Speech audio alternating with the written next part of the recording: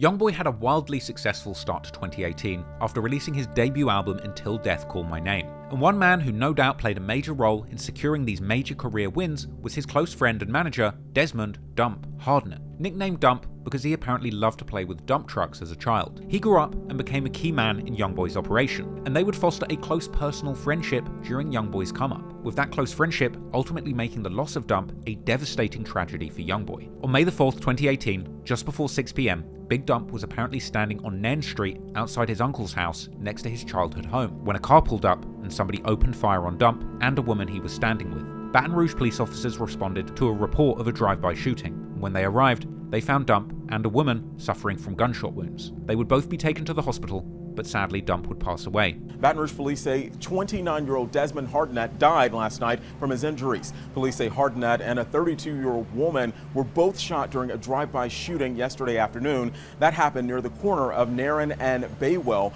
We're told the woman's injuries are not expected to be life-threatening. Within a few days of Dump's murder, local news outlets would begin reporting on his connection to YoungBoy and the NBA crew. Many years later, Lil Dump, Big Dump's nephew, would even return to the location of the murder, explaining in a vlog exactly how that day went down. What the business is, Lil Dump, I'm running it about my life and how I grew up, let's get it. My uncle Dump died on this street I grew up on. My uncle died by himself, with nobody around, you feel what I'm saying? Like, no homeboys, no none of that shit. My uncle died at this house. Basically, he ran from here to there, under my uncle's driveway.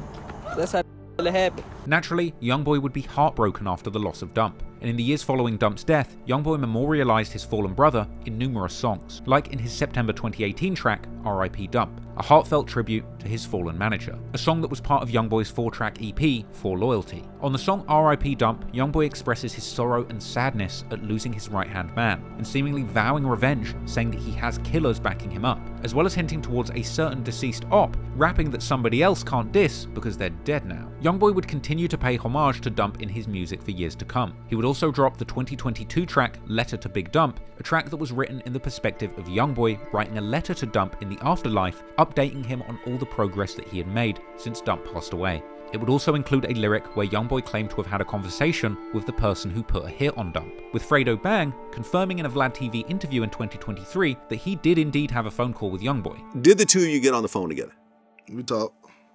Clearly, YoungBoy knew who was responsible, and it didn't take long for people to begin making theories of their own. Following this tragic incident, many people began to point the finger at TBG, with the main names involved in TBG at this point being Fredo Bang, Lit Yoshi, and Boulevard Quick. And as time went on, there would be numerous lyrics coming out of the TBG Records camp that hinted towards the group having had something to do with the murder of Dump. Fredo Bang was particularly hurt by the loss of his friend G Money, explaining to DJ Small's Eyes in an interview that he broke down in tears in jail when he heard the news of G's death. Fredo Bang was incarcerated on a 2016 attempted murder charge at the time of G Money's death. They had a shooting by the studio, man.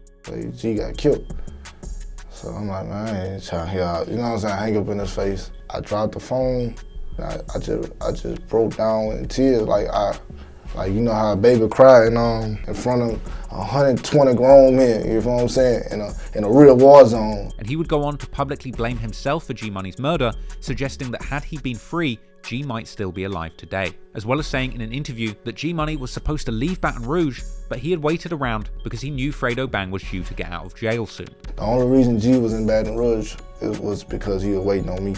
I was supposed to get released that week. Ironically, Fredo Bang caught his charges back in 2016 before the beef between YoungBoy and G Money had escalated, and Fredo would even later claim in interviews that he was cool with NBA when he went to jail, and that he didn't even realize that they were in a serious beef until G Money had died. A month after Dump's death, Fredo Bang would be a free man, and he would release a tribute song to his fallen friend G Money titled Father, where Fredo would be seen in the video visiting G Money's grave. As well as being a tribute to mourn the loss of G Money, Fredo Bang would also drop hints in the song alluding to revenge, at one point hinting towards having placed a hit on someone from jail, and ending his second verse saying that now G Money is dead, he will have to sin again. But Fredo's lyrics merely hinted at revenge for what had happened to G. However, other, more disrespectful songs would be released not long after, sending suspicions through the roof. Fredo Bang and Boulevard Quick had a song called Body Bag, which released just 2 months after Dump's death. And in the music video, Fredo Bang was seen swinging around another Chucky doll. This is a reference to G Money's music video industry, which itself was a reference to YoungBoy's video What I Was Taught. Something that signals to me a very personal message from Fredo Bang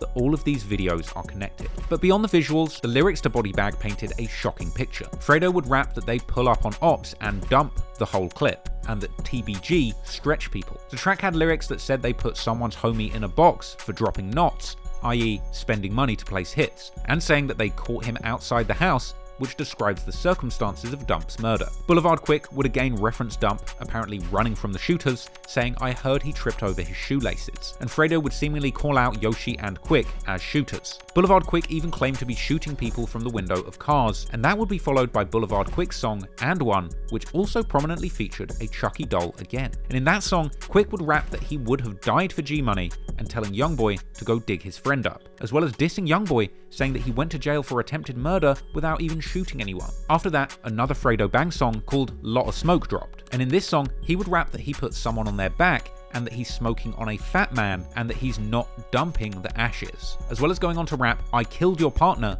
I ain't sorry." In January 2019, Fredo Bang would release a tribute song to his friend Y&W Melly called Free Melvin, and in this song, he would seemingly name Boulevard Quick as his shooter and saying that he committed murder after murder, as well as lyrics where he claims that his friend caught a body and Fredo thanked him, going on to say that they were dumping clips and Free Boulevard, seemingly painting a picture of Boulevard Quick as indeed being Dump's killer. In September 2019, TBG rapper Lit Yoshi would also release a track called Blasting, which came with lyrics about walking people down in their own hood and making ops run but still leaving them slumped and shooting them with 7.62 bullets. Yoshi would also later release and delete a track called Chase Down, where he appeared to describe the circumstances of Dump being shot whilst with a woman who was screaming as he ran, and continuing to describe the scene where he claims to have personally chased someone down and left him face down, as well as claiming the whole city are against him and that he's always going to dump or shoot, and claiming to even have a $150,000 bounty on his head, but he's not scared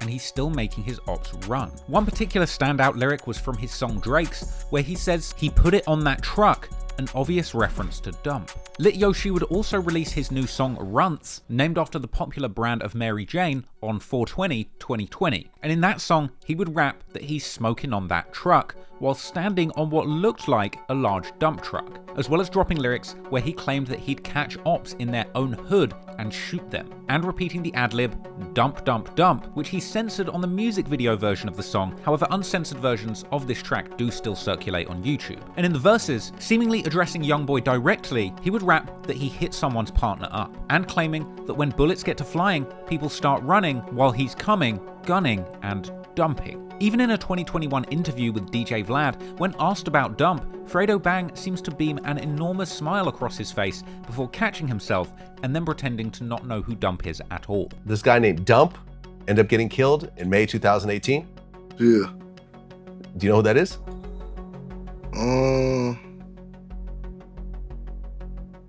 I ain't never heard of him. Okay.